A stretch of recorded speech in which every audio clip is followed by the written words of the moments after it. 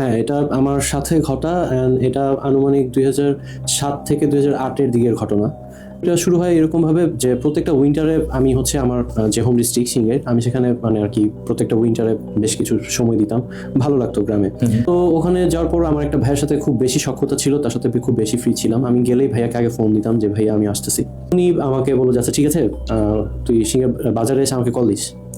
তো আমি বাসায় গেলাম, বাড়িতে যে সবার সাথে যেরকম হয় দেখা সাক্ষাৎ করে আমি গেলাম বাজারের দিকে। আচ্ছা। তো আমাদের একটা রুটিন ছিল যে আমরা গ্রামের ভেতর ভেতর দিয়ে হাঁটতাম, MP3-তে গান টান শুনতাম, রেডিওতে গান টান শুনতাম, অ্যান্ড অনেক দূর দূর হেঁটে ভিতরের গ্রামগুলো এক্সপ্লোর করতাম, হাঁটতাম। চাঁদনি রাত থাকতো বা ইয়া থাকতো, শীতের মধ্যে ভালোই লাগতো। আচ্ছা। তো বরাবরের মতো আমি সিঙ্গের বাজার থেকে বেশ কিছু ভাজা পোড়া কিনে নিয়ে গেছি, লাইক আলুর চপ, বেগুনি, পেঁয়াজু, গ্রামে যে সমস্ত ভাজা পোড়া আর কি থাকে। সিঙ্গের বাজার থেকে একটু মানে সামনে একটা হিন্দু পাড়া আছে, পুকুর পাড়া বলে জি জি জি জায়গাটাকে। জি। তো ওই পাড়াটা আবার মানে আর কি জেলে পাড়া প্লাস হিন্দু পাড়া মিক্সড, ওখানে ভাইয়ের বাসা। তো আমি ওনার বাসায় যাওয়ার আগে আমি ফোন আরেকবার লাস্টবার ফোন দিলাম যে ভাইয়া আমি আপনার বাসার দিকে আগাচ্ছি, আপনি কি বের হচ্ছেন? তো ভাইয়া বললো যে তুই আমার বাসার দিকে আসতে থাক, আমি বের হইতেছি। আচ্ছা। আমি যাওয়ার পর দেখি যে ভাইয়া বাসার গেটের সামনে দাঁড়ায় আছে। 2-3 মাস পর পর দেখা হয়। তখন মানে খুবই মানে ইয়াং, আমি স্কুলে পড়ি।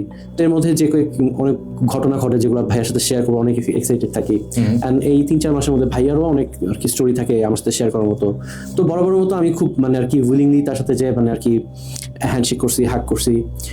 তো মানে কেমন যেন লাগতেছিল, মানে তার মানে অ্যাটিটিউড, তার বিহেভিয়ার, মানে তাকে স্বাভাবিক মানে যেরকম একটা আন্তরিকতা থাকে বা সে যেরকম। আপনি অফ এয়ার ক্যামেরায় বলছিলেন যে তার যখন স্টোরিটা আমাকে শোনাচ্ছেন, হ্যাঁ তার ফেসটা কিরকম একটু ফ্যাকাশে। আমি তাকে জিজ্ঞেস করলাম যে ভাইয়া আপনি কি অসুস্থ বা জ্বর টর কিছু হয়েছে? সে জাস্ট মানে আর কি এক কথায় না, তেমন কিছু না, মানে কোনো এক্সপ্লেনেশন না, জাস্ট না। ভয়েস কি স্বাভাবিক ছিল? স্বাভাবিকের চেয়ে একটু মানে আর কি ডার্ক, আমি ডার্ক বলবো না, ডিপ একটা ভয়েসে জাস্ট বললো না। আচ্ছা। এতটুকুই, মানে না বা কিছু বলে যে না ওরকম কিছু না, এরকম কোনো কথাই না, জাস্ট ডিপ একটা ভয়েসে না। আচ্ছা।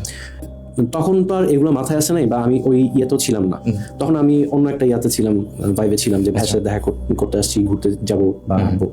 একটা কথা বলতে ভুলে গেছি, সেটা হচ্ছে ওনাকে যখন আমি হাগ করলাম, মানে এমনি তো মানে শীতের দিন, তার শরীর অসম্ভব রকমের ঠান্ডা, কাপড়ের বাহিরে এবং ইভেন কি আমার কাপড়ের বাহিরে আমি ফিল করতে পারতেছি, মানে বরফের মানে আর কি হাত ঠান্ডা থাকতেই পারে, কারণ হাতটা কভার করা থাকে না, বাট বডি কিন্তু আমাদের কভার করা থাকে, সোয়েটার জ্যাকেট চাই পরা থাকে, বাট ওই মানে ঠান্ডা এটা মানে ভিতর থেকে আসতেছিল।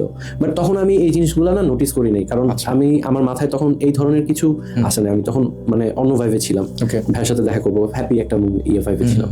আমি একটার পর একটা কথা বলতেছি, গল্প শেয়ার করতেছি, সে জাস্ট হ্যাঁ আচ্ছা, জাস্ট ছোট ছোট এতটুকুতেই সে রিপ্লাই দিতেছে। দুজন হাঁটার পরে আমার ফোনে একটা রিং বাজলো। আপনার ফোনে? আমার ফোনে। আচ্ছা, আমার ফোনে একটা রিং বাজলো। রিং বাজার পরে আমি বললাম ভাইয়া একটু দাঁড়ান, একটা কল আসছে। তো আমরা যেরকম করি যে জাস্ট আমি একটা কলটা রিসিভ করে নিই।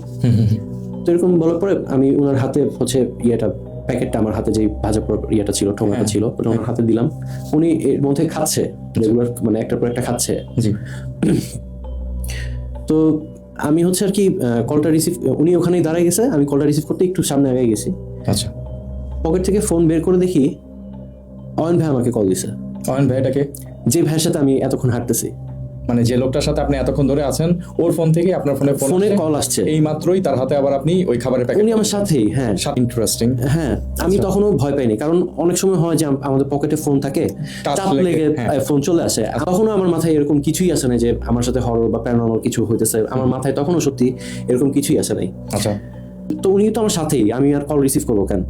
তো আমি যখন পিছে ঘুরে বলবো যে ভাই আপনি আমাকে ফোন দিতেছেন কেন, আমি পিছনে তাকায় দেখি অয়ন ভাই নাই, আর ওই ঠোঙাটা ওখানেই পড়া। আমি তার মানে তখন এমন একটা অবস্থা, মানে আমার পুরো আশেপাশে খুঁজছেন, আমি যে আশেপাশে খুঁজবো, মুভ করব, আমার পা এমন ঠান্ডা হয়ে গেছে, আমার শরীর এত মানে হাত এত ঠান্ডা হয়ে গেছে। আমি যে হেল্পের জন্য, ওনার ফোন কিন্তু রিং হচ্ছে, আমি যে ফোনটা রিসিভ করব, আমি হাতে এতটুকু শক্তি পাচ্ছি না। আমি যে চিল্লায় কাউকে ডাক দিব, আপনি যখন বললেন দাঁড়ান ভাই ফোনটা রিসিভ করি, হ্যাঁ, তখন পর্যন্ত সে আপনার পাশেই। হ্যাঁ হ্যাঁ হ্যাঁ হ্যাঁ হ্যাঁ, মানে যেহেতু আমি ঢাকা থেকে যাই, গেলে ওনার সাথেই টাইম স্পেন্ড করি, এরকম একটা মজা উনি কখনোই ইয়ে করবে না। তারপরে কি হলো? তারপরে মানে আমার পা তো পুরো মানে ঠান্ডায় জমে গেছে, মানে আমার ব্রেনে প্রসেস করতে জিনিসটা অনেকক্ষণ সময় লাগছে যে মানে কি হইতেছে আমার কাছে আমার সাথে এগুলা। আর যে রাস্তাগুলোতে আমরা হাঁটি যাই মানে যে চাইতে মুখস্থ, বাট আমি জায়গাটা মানে ইনসিডেন্টের পর আমি জায়গাটা চিনতেছি না। আশেপাশে দুই একটা বলতেছিলেন আশেপাশে কোনো মানুষ ওই টাইমে মানুষ নাই। এটা হচ্ছে একদম মাগরিবের পর যে ভোর সন্ধ্যাটা সেই সময়টা আর কি। সব ওই টাইমটাতে তো সবাই মানে আর কি ঘরের ভেতর থাকে গ্রামের বাড়ির দিকে।